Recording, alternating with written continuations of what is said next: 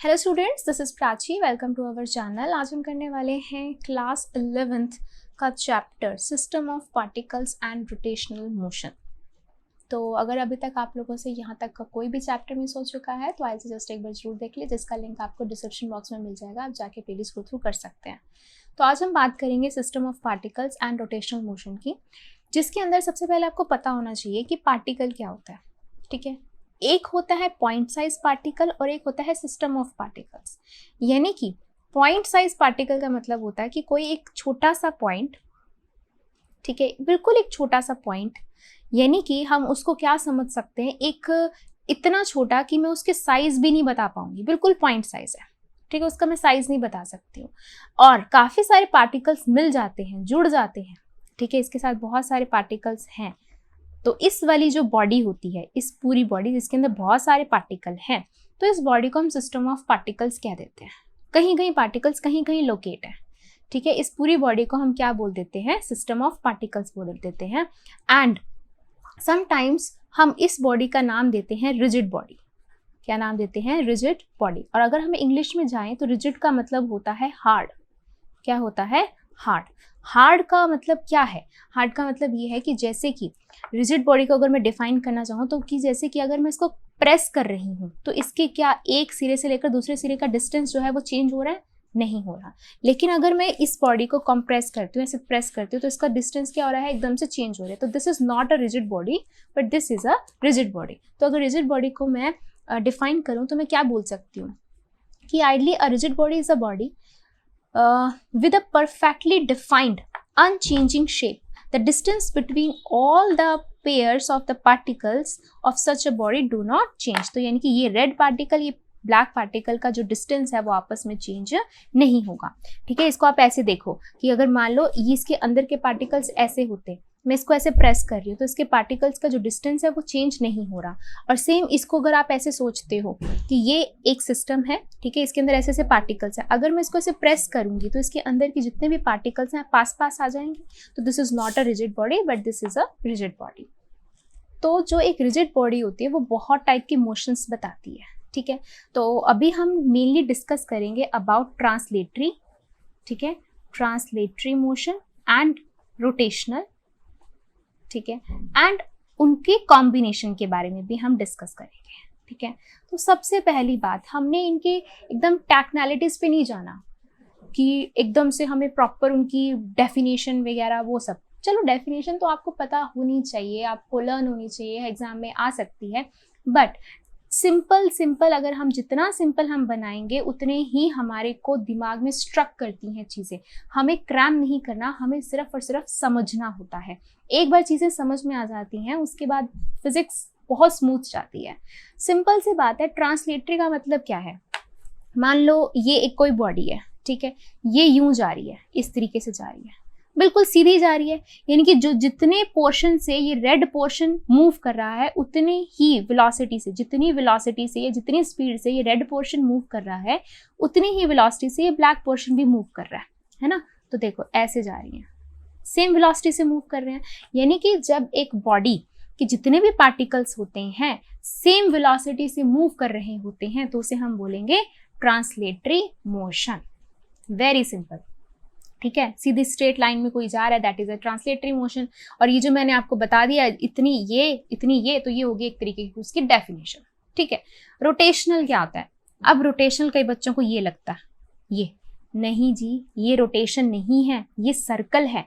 Circle और rotation में बच्चों को बहुत कंफ्यूजन होती है। तो रोटेशन में याद रखना, जब आप खड़े खड़े घूम जाओ ना, ऐसे से खड़े खड़े घूम जाओ, ये दिस इज अ रोटेशन। ठीक है, लेकिन अगर आप साइकिल पे जा रहे हो और साइकिल पे आपने ऐसे गोला चक्कर काटा है, that is a circular motion. ठीक है, इसको भी देखो, यहाँ पे है, ठीक है, मैं इसको ऐसे ऐसे घुमा रही हूँ, ये चीज घूम रही है, तो ये अपनी एक्सिस पे ही घूम रही है ना। This is a rotational motion. अब मैं इसको ऐसे ऐसे घुमाऊंगी, ये क्या हो जाएगा? सर्कुलर मोशन हो जाएगा। तो अगर एक एक्सिस के अराउंड कोई घूमती है कोई चीज, that is a rotational motion. ठीक है, और अगर कोई चीज यहाँ पे ऐसे पड़ी हुई है और वो एक सर्कल में घूम रही है, ऐसे सर्कल में घूम रही है, तो वो हो गया आपका सर्कुलर मोशन। ठीक है, अब हम बात कर लेते हैं कॉम्बिनेशन की। ठीक है। कॉम्बिनेशन में अगर मैं ध्यान से देखूं, मैं ना इसको ऐसे से लेके जाती हूँ, ये देखो, इसको इससे हो जाएगा, ठीक है। देखो ये मैं ऐसे लेके जा रही हूँ और ये यहाँ पे सीधी भी जा रही है, ठीक है। अब देखो ये दो टाइप के मोशन दिखा रही है, कौन कौन से। एक सबसे पहला मोशन तो ये सीधी जा रही है, इधर जा रही है ना, तो यानी कि ट्रांसलेटरी, सीधा सीधा जा रही है, ट्रांसलेटरी हो गया। दूसरा, ये इसके अराउंड, इसी एक्सिस के अराउंड, देखना ये ऐसी है, इसी एक्सिस के अराउंड क्या कर रही है, घूम रही है, रोटेट कर रही है। तो ट्रांसलेटरी एंड रोटेशनल दोनों का ये क्या हो गया, कॉम्बिनेशन हो गया, ठीक है। इसका आप एग्जाम्पल क्या ले सकते हो, जैसे कि जो कार होती है, कार के जो व्हील्स होते हैं, ठीक है, कार के जो व्हील्स होते हैं, ठीक है। अब ये कार के जो व्हील्स हैं आगे की तरफ भी जा रहे हैं, ट्रांसलेटरी भी हैं, और ये घूम भी रहे हैं अपनी एक्सिस के अराउंड, तो क्या हो गए, रोटेशनल भी हो गए। तो इसके कार के जो व्हील्स हैं वो आपका कौन सा शो कर रहे हैं, combination of two motion show कर रहे हैं। जबकि ऊपर वाला जो पार्ट है, तो जितनी वेलोसिटी से हेडलाइट मूव करेगी उतनी वेलोसिटी से बैक वाली लाइट भी मूव करेगी। तो यानी कि ये जो ऊपर वाला पार्ट है वो सिर्फ और सिर्फ क्या शो कर रही है, आपका ट्रांसलेटरी मोशन शो कर रही है, और ये आपका शो कर रही है कॉम्बिनेशन, ठीक है। एक एग्जांपल और ले लेते हैं। जब आप कभी भी बड़े से व्हील में बैठते हो, जब आप कभी भी एक फेयर में जाते हो, मेलों में जाते हो, तो वहां पर एक बड़ा सा व्हील होता है ना, इस तरीके से, ऐसे यहाँ पे ऐसे छोटी छोटी बास्केट्स बनी होती हैं, और एक बड़ा सा व्हील ऐसे आप खेलते हो ना, उन राइड्स लेते हो आप, तो मैं इसे एक बार बना देती हूँ, ठीक है। ये देखो, ओके, और ये ऐसे बना देते हैं हम ऐसे,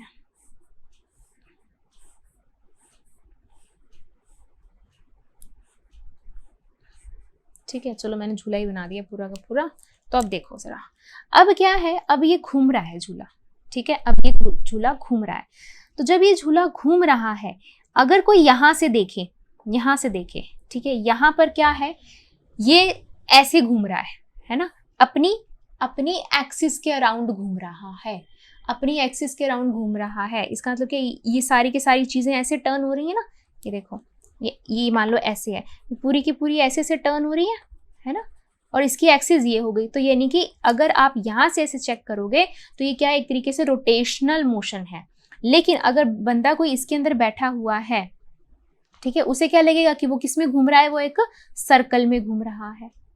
दोबारा देखो, जो भी इन बास्केट्स में बैठे हुए हैं उन्हें क्या लग रहा है कि हम सर्कल में घूम रहे हैं, कि वो यहाँ पे गए, फिर यहाँ पे गए, फिर यहाँ पे गए, फिर यहाँ पे गए, वो एक सर्कल में मूव कर रहे हैं, ठीक है। लेकिन अगर झूले को हम एक बड़ी पिक्चर में देखते हैं, तो यानी कि उसका अगर मान लो यहाँ पे एक लंबा सा डंडा लगा हुआ है, ठीक है, इस डंडे को अगर मैं घुमाती हूँ तभी पूरा झूला घूमेगा ना, ठीक है, इसको मैं घुमाऊंगी तभी पूरा झूला घूमेगा, समझ में आ रही है। तो यानी कि एक रोटेशन ले रहे हैं वो एक एक्सिस के अराउंड। तो this is a combination of rotational and circular motion. I hope आप लोगों को ये क्लियर हो गया होगा। बहुत छोटी छोटी टर्म्स से, translatory, rotation, circular and combination. तो अब हम बात करते हैं मेन सेंटर की, ठीक है, सेंटर ऑफ मास की। जैसे कि मान लो जैसे कि ये झूला है, ठीक है, कई बार आपने देखे होंगे एक्सीडेंट सुने हैं, कई बार गिर जाते हैं ये, है ना, कई बार बैलेंस्ड रहते हैं, ठीक है। अब ये बैलेंस कैसे रहते हैं, यानी कि कोई एक ऐसा पॉइंट होता है कि जहां पर वो बैलेंस हो जाए। जैसे कि अभी इसी का एग्जांपल यहाँ पे ले लेते हैं। मान लो ये है, ठीक है, ये है, अगर मैं इसको ऐसे पकड़ती हूँ, यहाँ से गिर गया, ठीक है, यहाँ से पकड़ती हूँ तो गिर गया। लेकिन अगर मैं इसको ऐसे रखती हूँ, ऐसे, तो क्या ये गिर रहा है? नहीं गिर रहा, है ना, नहीं गिर रहा। एक चीज और देखो, क्या मेरी फिंगर बिल्कुल सेंटर में है? नहीं ना, किसके पास है? ये पोर्शन कम के पास है, ये पोर्शन ज्यादा है। अगर मैं बिल्कुल सेंटर में रखती हूँ तो ये देखो यहाँ पे गिर गया, है ना। इसका मतलब क्या हुआ? इसका मतलब हुआ कि सेंटर ऑफ मास बिल्कुल जरूरी नहीं है, बिल्कुल जरूरी नहीं है कि वो सेंटर में ही होगा, है ना, वो कहीं और भी हो सकता है। तो let us discuss about centre of मास।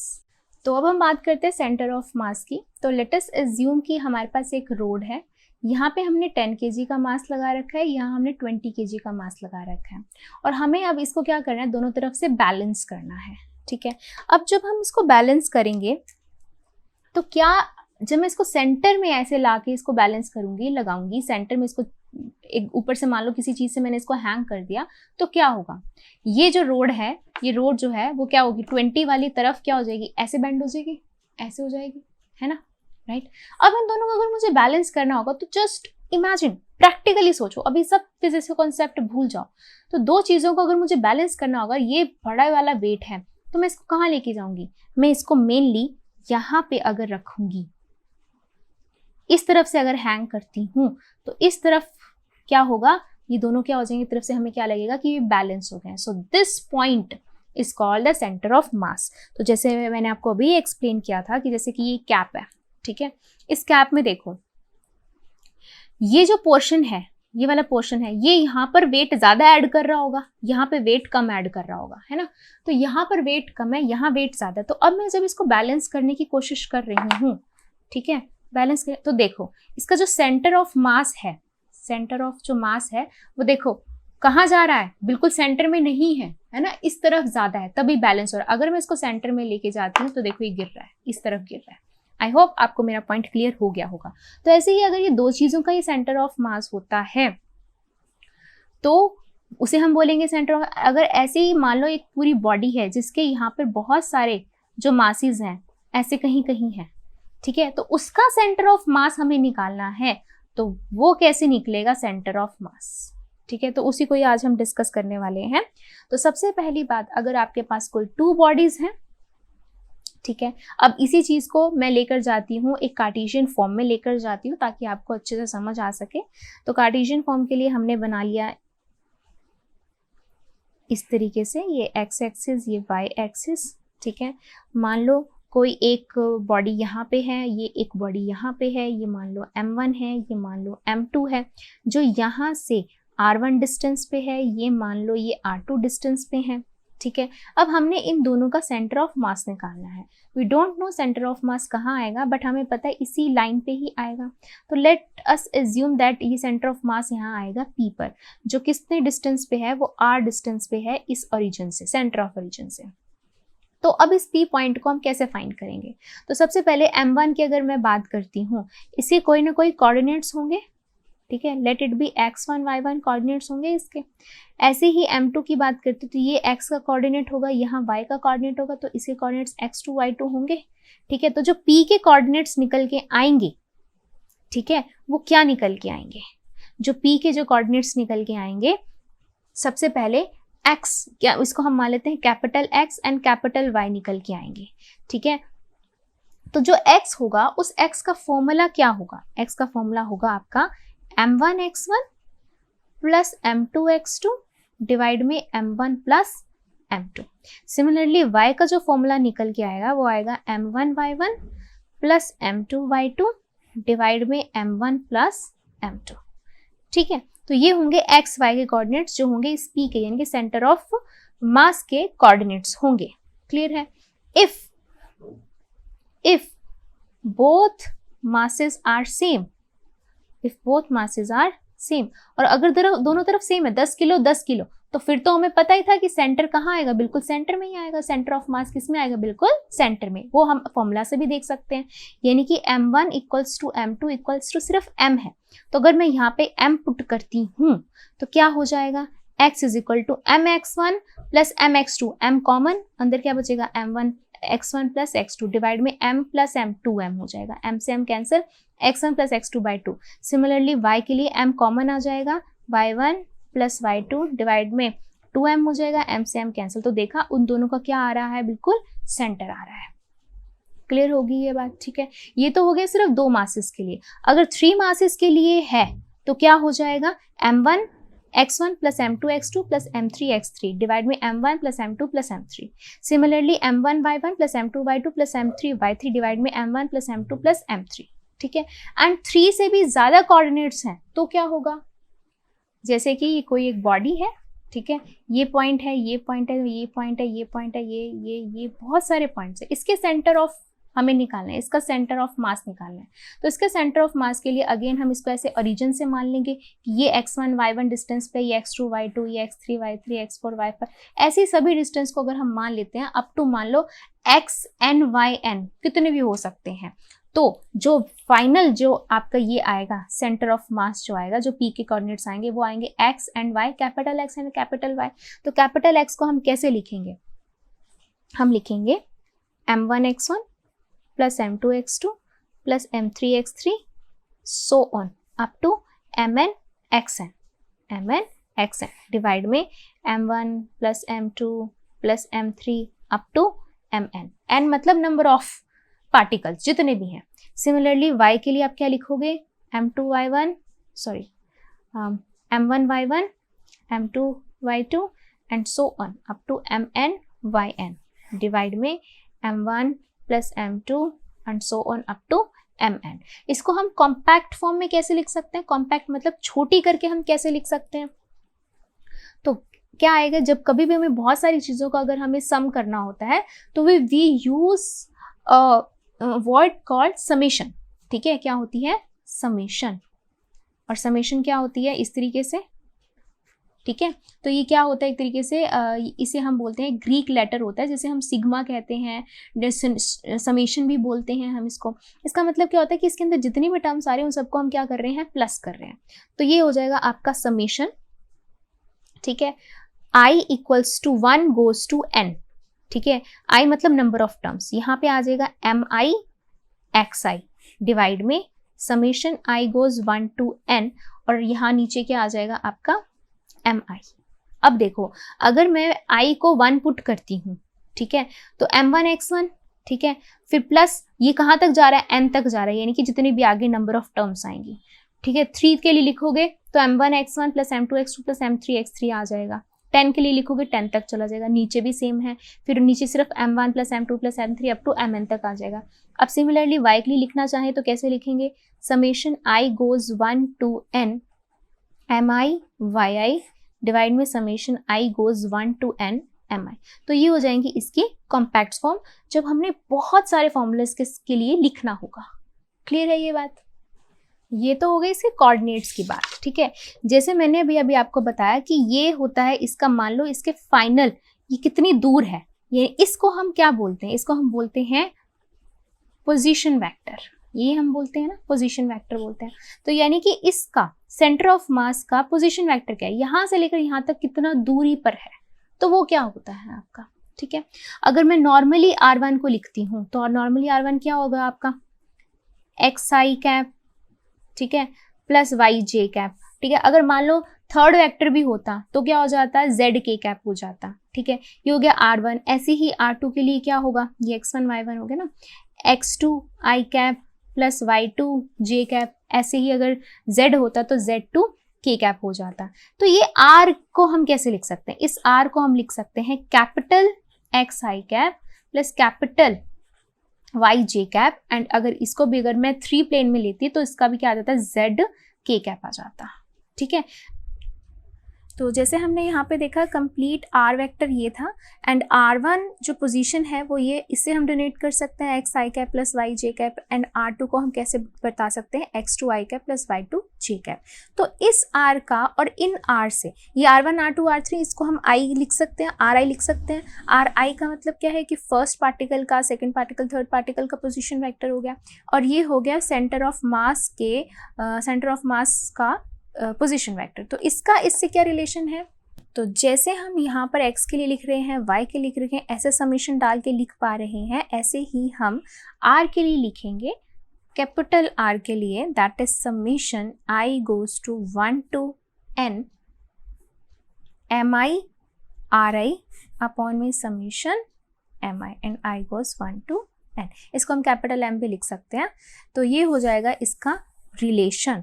ठीक है, पोजीशन वेक्टर का, सेंटर ऑफ मास के पोजीशन वेक्टर का बाकी पोजीशन वेक्टर्स के। ठीक है, इसके एनालॉजी से हमने ये लिखा है, एंड अगर हमने समेशन की एनालॉजी से लिख दिया तो बाकी इसके फॉर्म में भी लिख सकते हैं, जैसे कि r equals to m1 r1 plus m2 r2 and so on up to mn rn upon में m1 plus m2 plus m3 and so on up to mn। तो हमने इसकी एनालॉजी से हमने इसको लिखा है। ठीक है, तो अब हमें इन फॉर्मूलाज को रियल में कैसे यूज़ करना है, उसी से ही हम स्टार्ट करते हैं विद एग्जाम्पल 6.1, जिससे आपको और क्लियर होगा। तो एग्जाम्पल 6.1 क्या कह रहा है, find the centre of mass of 3 particles at the vertices of an equilateral triangle. The masses of the particle are 100 gram, 150 gram and 200 grams respectively. Each side of the equilateral triangle is 0.5 metre long. ठीक है, तो हम एक equilateral triangle बनाते हैं, ये रहा हमारा एक इक्विलेटरल ट्राइंगल, यानी कि जिसके तीनों साइड्स क्या होती हैं, बिल्कुल सेम होती हैं। इसके वर्टिसेस पर मासेस पड़े हुए हैं। मान लो ये 100 ग्राम पड़ा हुआ है M1, ठीक है, M1, और ये पड़ा हुआ है B, दैट इज 200 ग्राम हो गया आपका M2 हो गया। ये है C, ये है आपका कितना कितना है, sorry 100, 150, this is 150 gram and this is 200 grams, 200 grams, ये हो जाएगा आपका M3 हो जाएगा, ठीक है। अब हमें क्या करना है, अब हमें इसका क्या कहना है, x1, y1, x2, y2 भी लेना है, वो भी सारी चीज़ें हमें चाहिए। तो हम इसको क्या मानेंगे, हम इसको एक तरीके से ओरिजिन मानेंगे कहीं ना कहीं इसका। जैसे कि ये मान लो ये ओरिजिन है, ठीक है, मान लो ये यहाँ पे ओरिजिन पे पड़ा हुआ है, दिस इज लाइक 0, 0, ताकि इसकी जो साइड है वो कितनी है 0.5, तो यहाँ पर ये हो जाएगा x एक्सिस पे पड़ा है तो 0.5 और y हो गया क्या 0, ठीक है। अच्छा, अब इसके कोऑर्डिनेट्स मुझे बताओ। अब देखो ये 0.5 है, ये 0.5 है, ये 0.5 है, लेकिन ये जो कोऑर्डिनेट होगा वो कैसे लिखा जाएगा, ये तो इस तरीके से लिखा जाएगा ना, ऐसे और ये ऐसे, है ना, इस तरीके से लिखा जाएगा। यानी कि ये जो है ये इसका बिल्कुल क्या है, हाफ, यानी कि यहाँ से लेकर यहाँ तक तो हो गया कितना 0.5। अब 0.5 का भी अगर मैं हाफ करती हूँ तो मेरे पास कितना आता है 0.25, तो 0.25 तो हो जाएगा मेरा क्या, ये वाला पोर्शन, x का पोर्शन। अब मेरे को बताओ ये जो है y कितना ऊपर होगा, यानी कि अब मुझे ये बताना है, इसकी लेंथ बतानी है। तो इसकी लेंथ कैसे निकाल सकते हैं, तो देखो ये हो गया 0.25 मीटर, है ना, ये कितना है हमारे पास 0.5 मीटर। अब ये क्या होती है, जो परपेंडिकुलर, जो भी एक इक्वेटोरियल का जो एकदम मिड में आता है, इसे हम बोलते हैं परपेंडिकुलर बाइसेक्टर। तो यानी कि ये ABC और इसको मान लो D, तो ये क्या हो गया, एक राइट एंगल ट्राइंगल हो गया। इसके अंदर हम क्या लगा सकते हैं, पाइथागोरस लगा सकते हैं, ठीक है। जब मैं इसके अंदर पाइथागोरस लगाऊंगी क्या हो जाएगा, hypotenuse square is equal to perpendicular square plus base square, ठीक है। मैं आपको लगा के दिखाई देती हूँ, hypotenuse square is equal to perpendicular square plus base square, ठीक है। ये हो जाएगा 0.5 का स्क्वायर, AD हमें निकालना है, BD हो गया 0.25 का स्क्वायर। तो जो आपको कैलकुलेट करके आपके पास AD आएगा वो आ जाएगा आपके पास 0.25√3। वैसे आपको पता होना चाहिए कि अगर एक इक्विलेटरल ट्राइंगल की कोई साइड A है, ठीक है, तो उसके जितने भी मीडियंस होते हैं वो होते हैं A√3 होते हैं उसके मीडियंस, तो √3/2 होते हैं, ठीक है। तो ये वही हो गया, A था 0.5, ठीक है, ये कितना हो गया 0.5/2, दैट इज 0.25 इंटू √3, तो ये हो गया इसका। तो यानी कि जो y कोऑर्डिनेट, जो इसकी लेंथ है वो कितनी आ जाएगी आपके पास 0.25√3। अब देखो ये कोऑर्डिनेट है, ये कोऑर्डिनेट है, ठीक है, इसको हमने क्या मान लिया x1 y1, ये हो गया M1, ये हो गया आपका x2 y2, ये हो गया M2, ये हो गया x3 y3, ये हो गया M3। अब हम क्या करेंगे, डायरेक्ट हम फॉर्मूला पुट करेंगे और कैलकुलेट कर लेंगे। तो हम बनाते हैं, ये हो जाएगा x के लिए फॉर्मूला लिख देते हैं, क्या था M1 x1 M2 x2 M3 x3 divide में M1 plus M2 plus M3, ठीक है। तो हम पहले इसको सॉल्व कर लेते हैं। So this is x is equal to M1 x1, तो M1 is 100, x1 0.25 plus M2 is 150 into x2 is 0 and 3 is 200 grams and x3 is 0.5 divide में 100 प्लस 150 प्लस 200, ठीक है।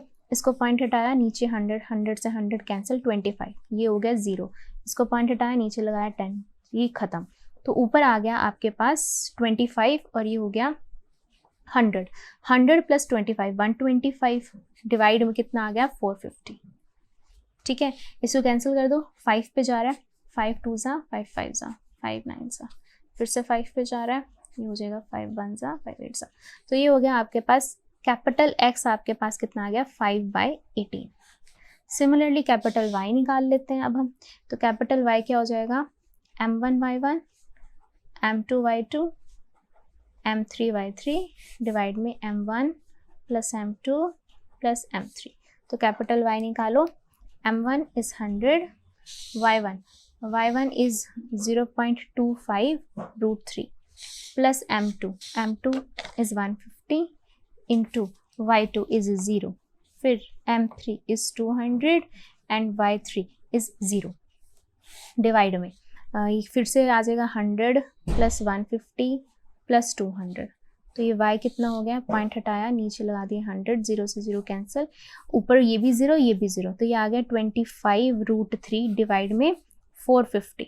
अब ये 5 से कैंसिल हो जाएगा, ये 9 पे, फिर इसको इससे कैंसिल कर देंगे, ये आ जाएगा 18, तो रूट 3/18।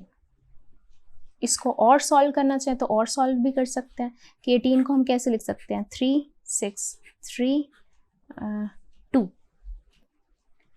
तो ये हो गया आपका 3 रूट 2, ठीक है। लेकिन हम इसको ऐसे भी लिख सकते हैं ना, 3 रूट 2 को root 3 into root 3 into root 2, ये कैंसिल होकर क्या आ गया, 1/√6, 3 2 सा 6 आ गया, ठीक है। तो यानी कि आपके पास x के कोऑर्डिनेट्स आ गए आपके पास 5/18 और y आ गया आपके पास 1/√6, ठीक है। तो यानी कि सेंटर ऑफ मास के कोऑर्डिनेट्स आ गए आपके पास 5/18 एंड 1/√6। तो अगर कई बच्चों को लग रहा है कि मैम हमारा आंसर एनसीईआरटी से मैच नहीं कर रहा है, तो मैंने जान के आपको ये डिफरेंट कोऑर्डिनेट्स लेकर बताया ताकि आपको ये थोड़ा सा प्रैक्टिकल अप्रोच आप लेकर चल सको। दैट इज़ कि ये देखो, यहाँ पर मैंने ये m1 लिया है, ये m2 लिया है और ये मैंने लिया है m3, है ना। जबकि एनसीईआरटी के अंदर जो है वो आपका 200 यहाँ लिया गया है, 100 यहाँ, 100 150 200 यहाँ लिया गया है, ठीक है। तो अगर आप इसको एक तरीके से एक ट्रायंगल समझो और ट्रायंगल को अगर मैं ऐसे अपनी फिंगर पे रखती हूँ सो दैट ये वो बैलेंस हो जाए, तो ऑब्वियसली ना जहाँ पर ज़्यादा मास होगा उसके अकॉर्डिंग हमारा सेंटर ऑफ मास क्या होता रहेगा, चेंज होता रहेगा, है ना। मैंने इसको यहाँ पे 100 ग्राम लटकाए हैं, यहाँ 50 करे हैं, यहाँ पर 200 करे हैं, तो मेरा कहीं सेंटर ऑफ मास कहीं यहाँ पे बनेगा, यहाँ पे कहीं ना कहीं बनेगा, ठीक है। जहाँ पर भारी होती है वहीं पर, यानी कि जैसे कि मेरा 5/18 आया है एंड √6 आया, तो ये यहाँ पर कहीं ना कहीं सेंटर ऑफ मास बनेगा मेरा, राइट। और अगर मैं ये 200 यहाँ लेती तो ये सेंटर ऑफ मास उठ के थोड़ा सा ऊपर चला जाता। तो दैट्स वाई ये डिपेंड करता है आपके ऊपर कि आपने m1 m2 m3 कहाँ कहाँ कौन से कोऑर्डिनेट्स पे आपने उसको लिया है। क्लियर है ये बात, ठीक है। तो अगर आप एनसीईआरटी वाला करना चाहो वैसे भी कर सकते हैं, आप अपने अकॉर्डिंग भी लेकर करेंगे तो आपका सेंटर ऑफ मास डिफरेंट ही आएगा। क्लियर है ये बात। तो ये था आपका एग्जाम्पल 6.1। चलिए करते हैं एग्जाम्पल 6.2। तो एग्जाम्पल 6.2 क्या कह रहा है, find the centre of mass of a triangular laminar. ठीक है, लैमिना क्या होता है, एक तरीके से थिन प्लेट लगा लो आप, बिल्कुल थिन सी प्लेट। तो एक ट्रायंगुलर लैमिना का आपको क्या निकालना है, सेंटर ऑफ मास। तो अब हमें कुछ और दे नहीं रखा, तो अब सबसे पहले देखो ट्रायंगल आपका किसी भी तरीके का हो सकता है, ये इस तरीके से किसी भी तरीके का ट्रायंगल हो सकता है। अब मेन जो चीज़ होती है ना, ये आपको पता होना चाहिए, हमने ना 10th स्टैंडर्ड से हम पढ़ते आ रहे हैं, एक ट्रायंगल का जो सेंटर होता है वो क्या होता है, उसे हम सेंट्रॉइड कहते हैं। ठीक है, याद से उसे हम सेंट्रॉइड कहते हैं। और अगर मान लो ये A है, ये B है और ये C है, A के कोऑर्डिनेट्स मान लो x1 y1 है, ठीक है, B के कोऑर्डिनेट्स x2 y2 हैं, C के कोऑर्डिनेट्स x3 y3 हैं। ठीक है, यहाँ मान लो m1 मास पड़ा हुआ है, यहाँ m2 मास पड़ा है, यहाँ m3 मास पड़ा है। ठीक है, वैसे तो मास नहीं पड़ा, उन्होंने सिर्फ ट्रायंगुलर लैमिनार बोला है, तो यानी कि तीनों तरफ हम मान लेते हैं सेम मास पड़ा हुआ है, यही बोल रहा है ना। लैमिना है तो मतलब कि एक तरीके से हर तरफ सेम मास है। ठीक है, तो अगर मैं इसको सभी के, इसका मीडियन देखो, इसका मीडियन ये होगा, इसका मीडियन ये होगा, इसका मीडियन ये होगा। ठीक है, तो वैसे हमने पढ़ रखा है कि जहां पर एक ट्रायंगल के तीनों मीडियन ज्वाइन होते हैं उस पॉइंट को हम G से डिनोट करते हैं, दैट इज कॉल्ड सेंट्रॉइड। ठीक है, और सेंट्रॉइड का फॉर्मूला क्या निकल के आता है, x1 plus x2 plus x3 divide by 3, y1 plus y2 plus y3 divide by 3। तो याद करिए ये सेंट्रॉइड का हमने फॉर्मूला ऑलरेडी 10th स्टैंडर्ड में हमने पढ़ रखा है, और यही होता है इसका सेंटर ऑफ मास। लेकिन हम इसको फाइंड करेंगे, कैसे फाइंड करेंगे, मान लो इसे कोऑर्डिनेट्स हैं x एंड y, ये दो कोऑर्डिनेट्स हैं।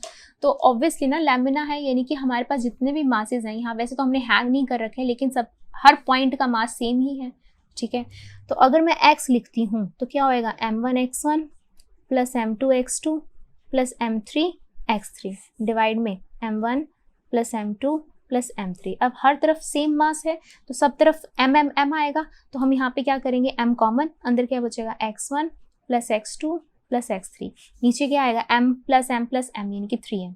अब m से m कैंसिल हो जाएगा, कैपिटल X कितना आ जाएगा आपके पास, x1 plus x2 plus x3 divide by 3। तो क्या आपके पास वही आ गए कोऑर्डिनेट, ठीक है। सिमिलरली y के लिए भी जब हम ऐसे ही कैलकुलेट करेंगे, m1 y1 plus m2 y2 plus m3 y3, m common, ऐसे m से m कैंसिल हो जाएगा, तो ये भी कितना आ जाएगा आपके पास, y1 plus y2 plus y3 divide by 3। तो बिल्कुल सेम कोऑर्डिनेट्स ऐसे आ जाएंगे।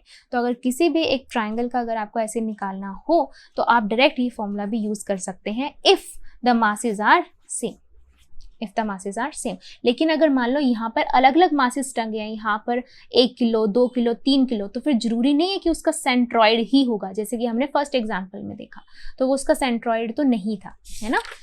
जैसे कि यहाँ पर था, ये इसका सेंट्रॉइड नहीं था। अगर मैं कहती यहाँ पर 100 ग्राम, तो हमारा डेफिनेटली सेंट्रॉइड आता। एक रेड ट्रायंगल है तो इसका ऐसे ऐसे करके वो डेफिनेटली हमारा सेंट्रॉइड आता, अगर तीनों तरफ क्या होते हैं, सेम मासेस होते, जैसे कि यहाँ पे हमने बात करी है, ठीक है। तो ये था आपका एग्जाम्पल 6.2। चलिए करते हैं एग्जाम्पल 6.3। तो एग्जाम्पल 6.3 क्या कह रहा है, find the centre of mass of a uniform L shaped lamina, a thin flat plate with dimensions as shown, the mass of the lamina is 3 kg, ठीक है। अब हमें क्या बोल रखा है कि इस पूरे का जो मास है ना वो 3 kg है, ठीक है। यानी कि हर तरफ जो मास है ऑलरेडी सेंटर ऑफ मास पे वो बैलेंस्ड होगा, यानी कि एट दैट पॉइंट जो मासेस होंगे बिल्कुल सेम होंगे हर जगह पे, ठीक है। तो जब कभी भी ऐसे आता है ना कि एक ही आपको मास दिया होता है, सिर्फ एक ही मास दिया होता है, तो हम ये देखते हैं कि हमारी जो शेप है वो कैसी है। जैसे कि यहाँ पर हमें यूनिफॉर्म शेप दे रखी है और एल शेप्ड है, यानी कि 3 बॉक्सेस हैं, यानी कि यहाँ पर भी 1 kg होगा, यहाँ पर भी 1 kg होगा, यहाँ पर भी 1 kg होगा, बिकॉज इट इज डिफाइंड कि वो क्या है, यूनिफॉर्म है, यानी कि यूनिफॉर्मली डिस्ट्रीब्यूटेड है, उसका मास यूनिफॉर्मली डिस्ट्रीब्यूटेड है। ऐसा नहीं है कि यहाँ मास ज़्यादा तो यहाँ मास कम। तो यानी कि अगर 3 ब्लॉक बन रहे हैं, तीनों ब्लॉक का जो मासेस होंगे वो कितने होंगे आपके, 1 kg 1 kg 1 kg का होगा, ठीक है। तो अब यहाँ पे जितने भी आपको पॉइंट्स दे रखे हैं उसके अकॉर्डिंग हम इसको सॉल्व कर लेंगे, right. And as the shape is very uniform, तो हम मानेंगे कि इस बॉक्स का जो पूरा मास है वो यहाँ पे कंसंट्रेटेड है, इस बॉक्स का पूरा मास यहाँ कंसंट्रेटेड है, इस बॉक्स का पूरा मास यहाँ कंसंट्रेटेड है, ठीक है। तो अब इनकी वजह से हमें जो सेंटर ऑफ मास निकालना है वो इनकी वजह से निकालना है हमें, C1 C2 C3 की वजह से। तो अब सबसे पहले अगर मैं C1 की बात करती हूँ, इसके कोऑर्डिनेट्स की अगर मैं बात करती हूँ तो क्या होंगे। अगर जैसे यहाँ पर 2 है, यहाँ तक 2 है, तो यानी कि यहाँ से लेकर अगर यहाँ तक 2 है तो यहाँ से लेकर यहाँ तक क्या होगा 1, और इसका भी जो हाफ होगा वो कितना होगा 1/2, ठीक है। ऊपर भी क्या है, यहाँ से लेकर यहाँ तक 1 है तो इसका हाफ कितना होगा 1/2, यानी कि इसके कोऑर्डिनेट्स मिल गए 1/2 एंड 1/2, ठीक है। सिमिलरली C2 की अगर मैं निकालती हूँ तो C2 के जो है वो क्या होगा, यहाँ से लेकर यहाँ तक 1 और यहाँ से यहाँ तक 2 है, यानी कि 2 का हाफ यहाँ पे हो गया, तो 1 प्लस हाफ कितना हो जाएगा यहाँ पर 3/2, ठीक है। तो इसके x कोऑर्डिनेट्स आ गए 3/2 एंड ऊपर से देखा जाए तो ऊपर से तो इसका हाफ ही है, तो हाफ क्या हो जाएगा 1/2। एंड C3 की अगर हम बात करते हैं तो x कोऑर्डिनेट्स इसके 1/2 ही आएगा, सेम लाइन पे ही है, ठीक है। x का आ जाएगा 1/2 एंड y का अगर मैं चेक करूं, y का ये होगा, ठीक है। y का यहाँ से लेकर यहाँ तक 2 है, 2 और ये हो गया 1 प्लस हाफ 3/2 आ जाएगा इसका, तो 3/2 आ गया। तो मैं यहाँ पे लिख देती हूँ C1 के कोऑर्डिनेट्स 1/2 और मास है कितना एट M1 कितना है 1 kg।